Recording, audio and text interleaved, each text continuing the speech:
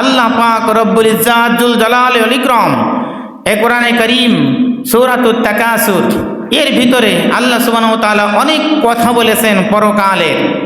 আমরা আজকে আলোচনা করব এই সূরাতুত তাকাসুরকে সামনে রেখে কিছু কবর জগতের আলোচনা। আজকের আলোচনা হবে আমাদের কবরের পাথেয়, কবর জগতের বিষয়ে। কারণ আমরা একদিন ছিলাম না, এখন এইভাবে আছি। একটা সময় আমার আপনার সামনে আসতেছে, যেই সময় আমি আপনি এই দুনিয়ায় থাকবো না। আপনাকে আমাকে সকলকে এই কবরে চলে যেতে হবে।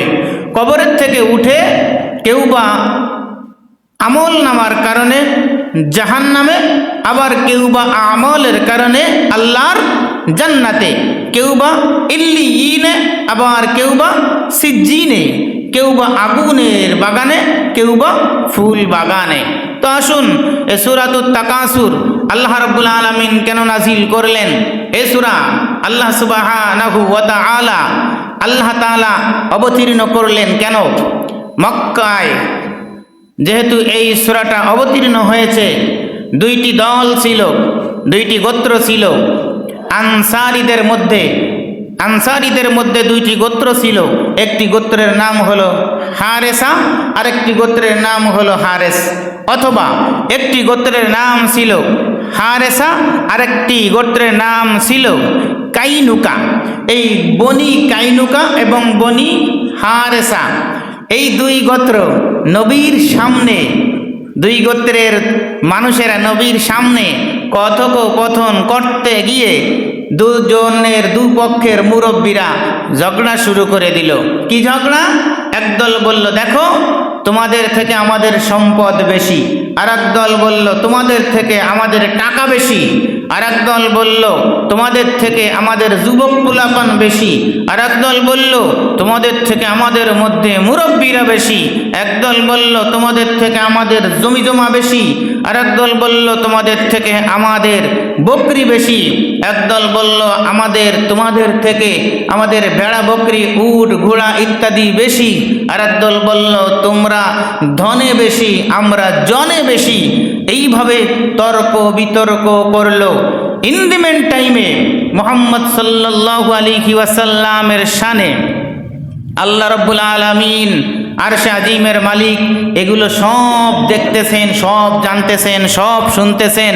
ইন দি মেন টাইমে আল্লাহ পাক রব্বুল আলামিন এই ঝগড়ার নিরসন করার জন্য সূরাতুত তাকাসুরকে নাজিল করলেন আসমান থেকে। চিল্লায় বলেন সুবহানাল্লাহ। এবার সেই সূরাতুত তাকাসুর নাজিল করে আল্লাহ রাব্বুল আলামিন ওই সাহাবীদের মধ্যে আনসারী গোত্রের এই দুই গোত্রকে ঠান্ডা করার জন্য এই সূরা নাজিল করলেন। আল্লাহ রাব্বুল আলামিন বললেন, পড়েন, বিসমিল্লাহির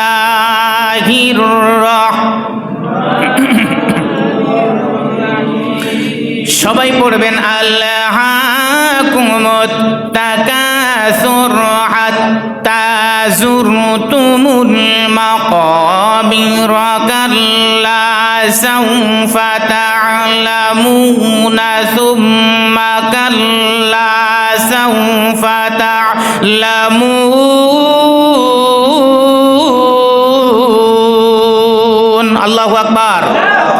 কাল্লা লাউ তা'লামুনা ইলমাল ইয়াকিন লাতারাউন্নাল জাহিমা সুম্মা লাতারাউন্নাহা আইনাল ইয়াকিন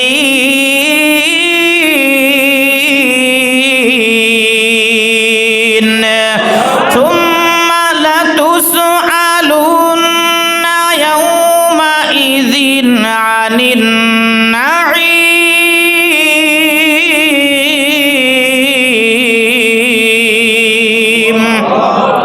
আল্লাহ রাব্বুল আলামিন বলেন, আল্লাহাকুমুত তাকাসুর, সম্পদের প্রাচুর্যের প্রতিযোগিতায় সমস্ত মানুষ তোমরা উঠে পড়ে লেগেছো। কতক্ষণ পর্যন্ত? হাত্তা যুরতুমুল মাকাবির, যতক্ষণ পর্যন্ত তোমরা কবরে না যাবে।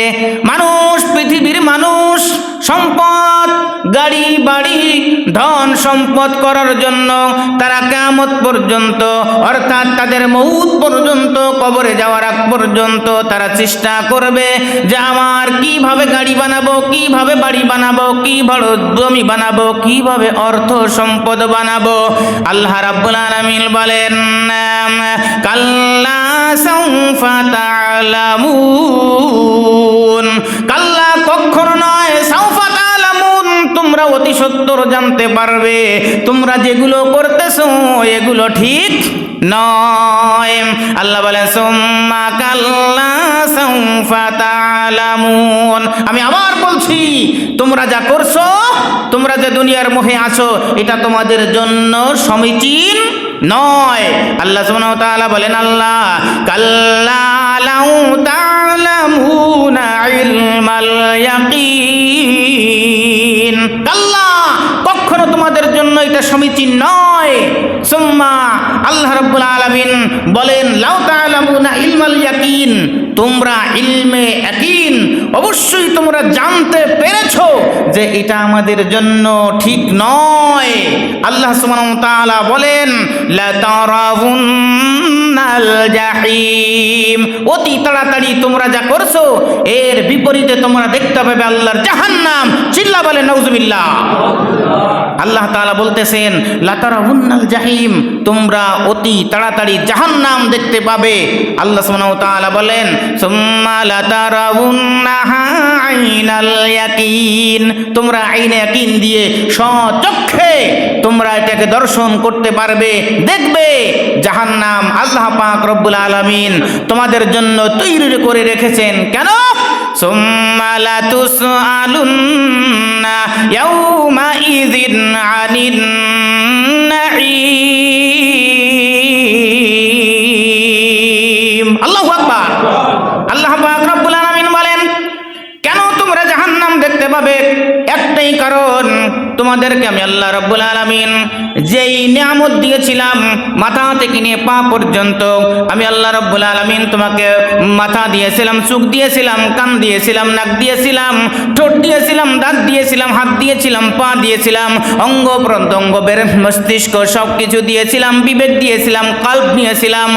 আমি আল্লাহ রাব্বুল আলামিন তোমাকে হাত দিয়ে ধরার শক্তি দিয়েছিলাম, কান দিয়ে শ্রবণ করার শক্তি দিয়েছিলাম, চক্ষু দিয়ে দর্শন করার শক্তি দিয়েছিলাম, ব্রেন দিয়ে কল্পনা করার শক্তি দিয়েছিলাম।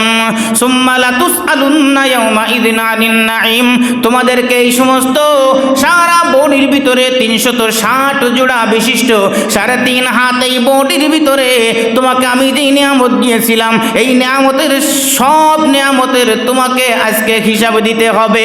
আল্লাহ রাব্বুল আলামিন বলেন তোমার দেওয়া, তোমাকে আমার দেওয়া এই নিয়ামতের হিসাব না দিয়ে তুমি এক কদম সামনে অগ্রসর হতে পারবে না। আমার ভাইরা, আমার বন্ধুগণ, আল্লাহ পাক রব্বুল ইজ্জাত জুল জালালি ওয়াল ইকরাম সূরাতুত তাকাসুর অবতীর্ণ করে যখনই সঙ্গে সঙ্গে সাহাবীদের মধ্যে হুজুর সাল্লাল্লাহু আলাইহি সাল্লাম সূরা তাকাসুর নাজিল করলেন, সমস্ত সাহাবীরা খামোশ হয়ে গেলেন। হায় হায়, আমাদের ধ্বংস, আমরা কি করছি? নবীজি সাল্লাল্লাহু আলাইহি ওয়াসাল্লাম বলেন এটা এমন একটা সূরা আত-তাকাসুর, হাদিস শরীফের মধ্যে আসছে। নবীজি সাল্লাল্লাহু আলাইহি ওয়াসাল্লাম বলেন সাহাবীদের মধ্যে বলতেছেন, সাহাবীরা তোমাদের মধ্যে এমন কে আছো প্রতিদিন ঘুমানোর আগে কোরআনে কারীমের 1000 আয়াত তেলাওয়াত করে ঘুমাবে? হাত উত্তোলন করো। 1000 আয়াত তেলাওয়াত করে ঘুমাবে এমন কে, কোন সাহাবী আছো? একজন সাহাবীরও হাত ওঠে না। নবীজি সাল্লাল্লাহু আলাইহি ওয়াসাল্লাম বলেন তোমাদের মধ্যে এমন কেউ নেই? নবীজি সাল্লাল্লাহু আলাইহি ওয়াসাল্লাম বলেন এবার তোমরা দ্বিতীয়বার হাত তোলো, তোমাদের ভিতরে এমন কে আছো যে সূরাতুত তাকাসুর তেলাওয়াত করে ঘুমাইতে পারবে? সব সাহাবীরা হাত তুলছেন যে সূরাতুত তাকাসুর তেলাওয়াত করে ঘুমানো এটা কোনো ব্যাপার না। নবীজি সাল্লাল্লাহু আলাইহি ওয়াসাল্লাম বলেন যদি তুমি সূরা তাকাসুর তেলাওয়াত করে ঘুমাইতে পারো 1000 আয়াত তেলাওয়াত করার সওয়াব পেয়ে যাবে। এটা সেই সূরাতুত তাকাসুর মুখস্থ আছে? কার কার আছে দেখি? মাশাআল্লাহ, আলহামদুলিল্লাহ বলেন আলহামদুলিল্লাহ। সূরাতুত তাকাসুর যদি তেলাওয়াত করা হয় 1000 আয়াত তেলাওয়াত করার সওয়াব দিবেন কে? কে দিবেন? 1000 রাকাত, 1000 আয়াত তেলাওয়াত করার সওয়াব আল্লাহ পাক রব্বুল ইজ্জত জুল জালাল ওয়াল ইকরাম দিবেন। আমার ভাইরা, আল্লাহ পাক রব্বুল আলামিন এই কোরআনে কারীম সূরা তাকাসুর দিয়ে আপনাকে আমাকে আলমে বারযাকের কথা স্মরণ করিয়ে দিচ্ছেন, কবরের জগতের কথা স্মরণ করিয়ে দিচ্ছেন। বান্দা, একদিন তুমি পৃথিবীতে ছিলে না, আজ তুমি পৃথিবীর মধ্যে বিদ্যমান। একদিন সময় তোমার সামনে আসবে যেই দিন তুমি এই পৃথিবীর মুখে থাকবে না। হিসাব করে দেখো, তোমার বাবা এই পৃথিবীতে ছিলেন, তোমার দাদা ছিলেন, তোমার নানা ছিলেন, তোমার নানি ছিলেন, তোমার পরদাদা ছিলেন, তোমার বংশধর 14 পুরুষ এই পৃথিবীতে ছিলেন। এক কথায় আদম আলাইহিস সালাম থেকে নিয়ে এই পর্যন্ত হাজার হাজার লক্ষ লক্ষ মিলিয়ন মিলিয়ন মানুষ এই দুনিয়ার মধ্যে ছিল, একজনও আজকে নাই। এমন একটা সময় আসবে আমি আপনিও এই দুনিয়ার মধ্যে থেকে চলে যেতে হবে।